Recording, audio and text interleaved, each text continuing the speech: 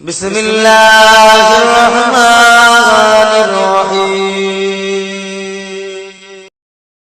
যদি রাসূল পাককে কেউ স্বপ্নে না দেখে, খাবে না দেখে, বলে নাম কেনার জন্য বলে আমি রাসূলকে স্বপ্ন দেখেছি, কিয়ামতের ময়দানে আল্লাহ ওই লোকটার মুখটা সোরের মতন করে তুলবে।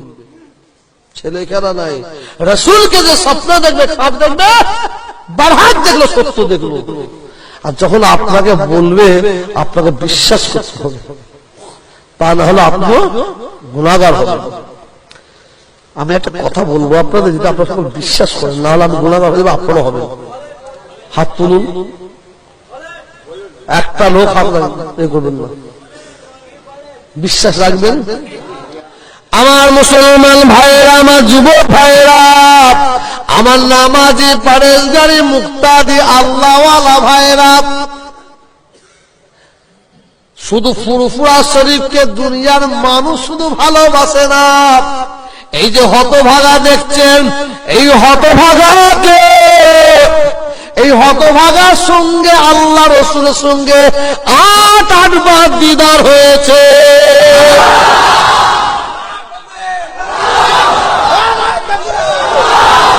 আমার মুসলমান ভাইরা, আমার যুবক ভাইরা, কানটা খাড়া করে শুনে নিন, 1 মাস এখনো হয় না,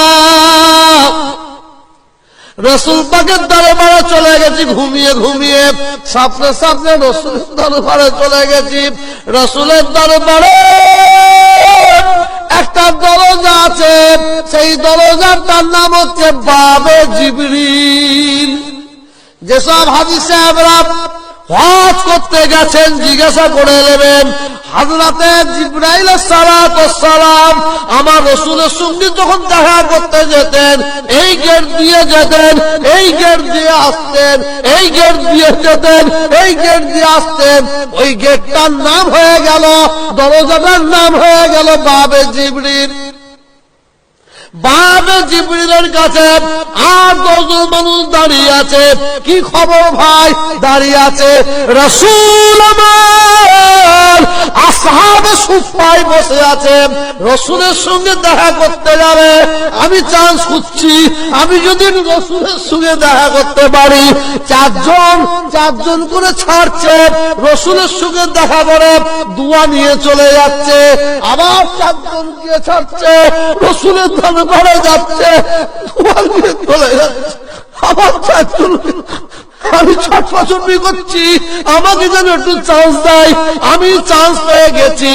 আমাকে যখন বাবে জিবরিল দরজাটা বার করে দিয়েছে, দূর থেকে দেখছি আমার রাসূল পাক বসে আছেন। যদি আকাশের চাঁদটাকে নিয়ে যদি আমার রাসূল পাকের পাশে রেখে দেওয়া হয়, সে লজ্জা পেয়ে যাবে। আমার রাসূলের চেহারা মুবারকের এত নূর, নূর আর নূর, নূর আর নূর। রাসূল আমার একটা চেয়ারে কুরসিতে বসে আছেন, রাসূল দেখছেন, কে কি চায় জিজ্ঞাসা করছেন। আস্তে আস্তে আমি দেখছি, আমাকে বলছে তোমার কি দরকার, তুমি কি চাও?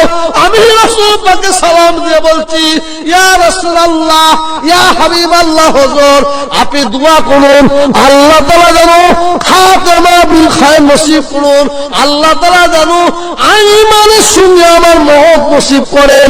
এই কথাটা বলার সঙ্গে সঙ্গে রাসূল আমার মুখের দিকে তাকিয়ে মুচকে মুচকে চেয়ে বলেছিল, বাবা এই ধরনের দোয়া খুব কম মানুষ চায়।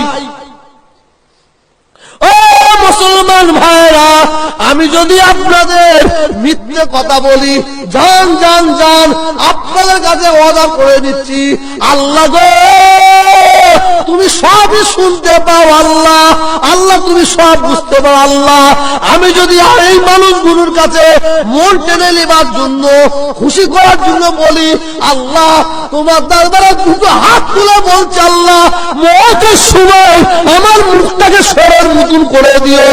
না না না না, আমার মুসলমান ভাইয়েরা, এই কথাটুকু কেন তুললাম? যারা নবীকে ভালোবাসবে, যারা রসুলকে ভালোবাসবে মনে রাখবেন রসুলও তাদের ভালোবাসবে। হজিরা হজ করতে গেছে, পয়সা খরচা করে, টাকা পয়সা করে হজ করতে গেছে, গরিব মানুষগুলো বড় আশা বড় শখ যেতে পারছে না, যাবার দরকার নয়, বয়সপুরে বসে বসে, টালির ঘরে বসে বসে